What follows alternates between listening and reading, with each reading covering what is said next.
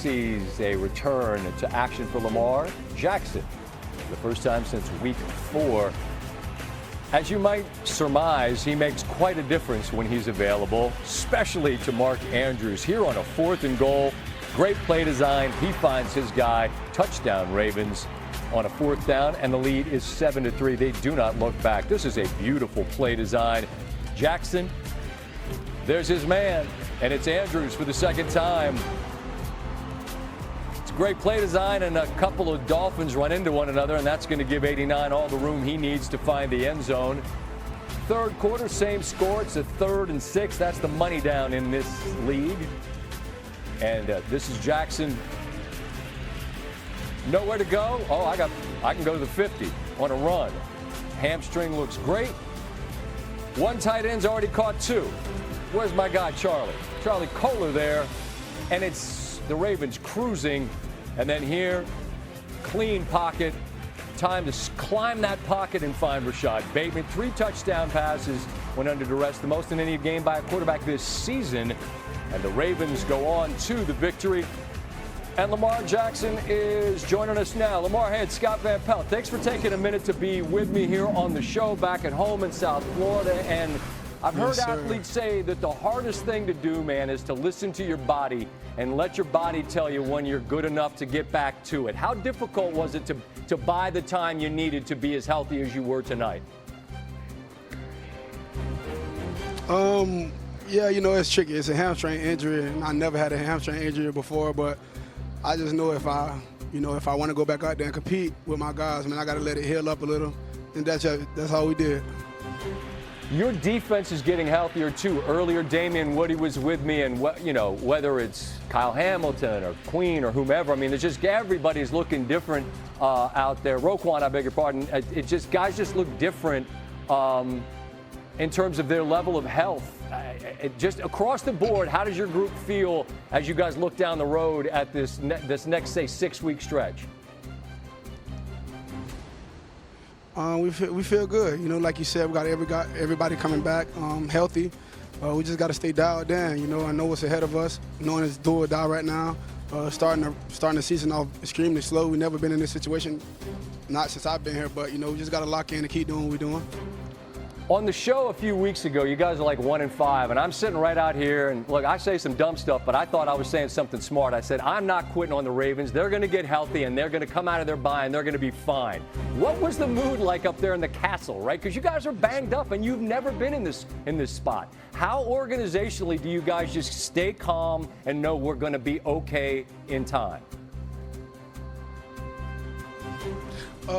Just knowing where we are in the place of the LLC right now, you know, God just stayed dialed in, knowing, like I said before, do or die. God just didn't get complacent, you know, everybody in meetings locked in, go to the practice field, we locked in, treating everything like a game situation. And then so we can come out and perform on Thursdays like we did tonight, or Sundays, Mondays, whichever day it is. It's impossible, Lamar, for me not to think about that video back in the day where you put on the brakes at the goal line, right, and you just walk in, and it's high school. And I feel like there's times, even, you know, at this level, even at this level, Lamar, there's times when you just make the game look so impossibly slowed down, like you're living in the Matrix. Just to be back out there with your guys tonight, just how do you describe the feeling of being able to be out there and to compete again and lead your guys to the victory? I felt awesome, man. No other place I'd rather be, just to be out there with my guys and performing, man. And shout out to the defense, offensive line, all the skill positions, special teams, because we got it done. Just got to keep going. All right. Well, I know you got your folks there, and you know, back at home there. That's what I'm going to close with. Just that young man back in the day is now an MVP and you know, playing at the very highest level. To be there, to be back where it all started. What is a night like that like? Man, it feel great. I just told the guys at the podium earlier, last time we played here, like 2021, we didn't play a good game. You know, we lost against these guys. Some of the same guys on the defense. But this time we prevailed. You know, we got the dub. And it's always good to come home and get a win. Yeah, and then you get that many buys, so maybe you hang out for a bit. I don't know, whatever your day, whatever your travels may take you, stay well, stay healthy. I appreciate you taking a minute to say hello and tell everybody up there in Baltimore I send my best, all right? Appreciate you, Mr. Scott. Oh. South Florida.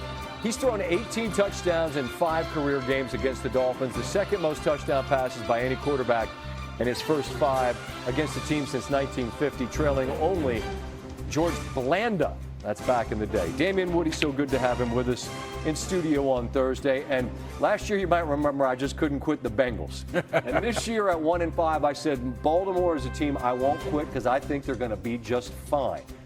Here they are with a convincing victory with not just Lamar back, but a bunch of pieces on defense on all levels that are coming back healthy. Are you as bullish on Baltimore long-term as I am? Initially, I said Baltimore was done. I was ready to stick the fork in Baltimore, but what we've seen from Baltimore is, again, like you said, they're getting healthy. The key for Baltimore is their defense.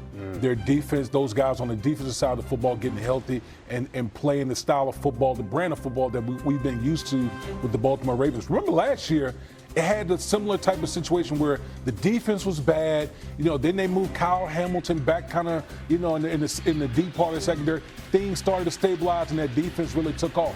You can kind of start seeing now this defense starting to stabilize some. We were there in Baltimore for a Monday night game against Detroit where they just could not get off the field, and they couldn't get stops against anyone. Tonight they hold Miami to 6, and I understand Miami largely this season has been on the struggle bus, but look, this is a giant step in the right direction from the defense, and obviously Lamar changes the calculus entirely. As we're watching upstairs earlier, there was a play that you said is above the X's and the O's. We're going to look at it. I want you to explain to me what you're talking about.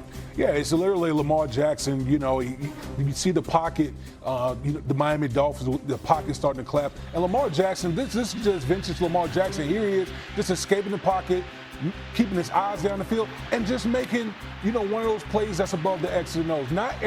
There's only a few quarterbacks that can go out here and do that type of play that Lamar Jackson just did right there. And it's the patience to know where the line of scrimmage is and to float on. I think that's where you see him evolve. We got to visit with Coach Harbaugh earlier this year in advance of Countdown, and he just talked about the IQ and the evolution of sort of his understanding of the game. And I think you saw it off schedule, ad-libbing, much like Patrick Mahomes the other night on Monday Night Football. Jackson, we get it. An MVP's going to make him better. That's right. On the other side of things for Miami, look, man, they beat Atlanta last week, and RC and I on Monday were like, hey, man, give them credit for a professional effort. Right. But tonight, man, there's just one mistake after another, and this has happened far too often, hasn't it, Damian? Yeah, I mean, this is what bad teams do, to be honest with you. Bad teams, they make bad plays, whether you're talking about 2 fumbles, you go for it on 4th down, deep in the, opposition territory, you jump off sides. Like, there's just so many plays that you can look at the Miami Dolphins and say, if they just played clean ball, we might have who knows what this game could have been. But again, bad teams make bad plays.